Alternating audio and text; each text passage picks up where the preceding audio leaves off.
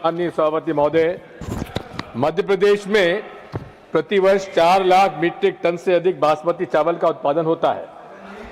मध्य प्रदेश का बासमती चावल अन्य राज्यों से भी अच्छी किस्म का है, किंतु जीआई टैग नहीं मिलने के कारण पंजाब और अन्य राज्यों के व्यापारी मध्य प्रदेश के बासमती चावल पर अपने राज्य का जीआई टैग लगाकर उसे निर्यात करने का लाभ कमा रहे हैं।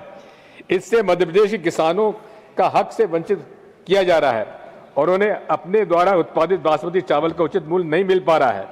मध्य प्रदेश को बासमती चावल के लिए हमारे बड़े प्रयासों के साथ, जब मैं सांसद नहीं था उसके बाद भी माननीय शरद पवार साहब से मिलकर हम लोगों ने 2013 में बासमती चावल जो मध्य प्रदेश पैदा होता है उसका जीआई टैग स्वीकृत करा दिया था, किंतु 2016 में मोदी जी की सरकार आने के बाद हमारा वो जीआई टैग निरस्त कर दिया गया।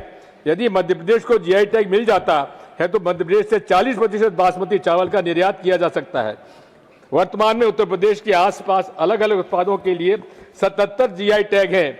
उसे प्रधानमंत्री जी के निर्देश पर एक ही दिन में 21 जीआई टैग प्रदान किए गए, लेकिन मध्य प्रदेश का जीआई टैग नहीं लग दिया गया। मध्य प्रदेश के मामले में सरकार और एपीडा निष्क्रिय है।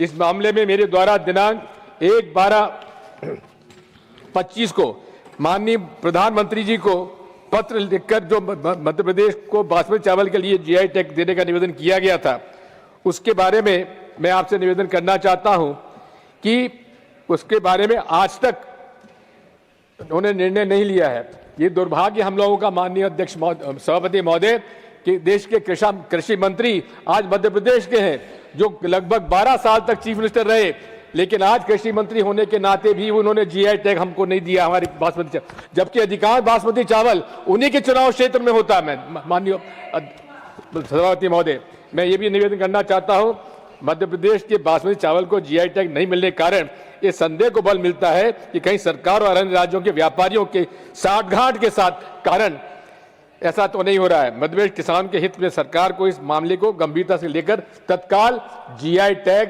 बासमती चावल मध्य प्रदेश को देना चाहिए।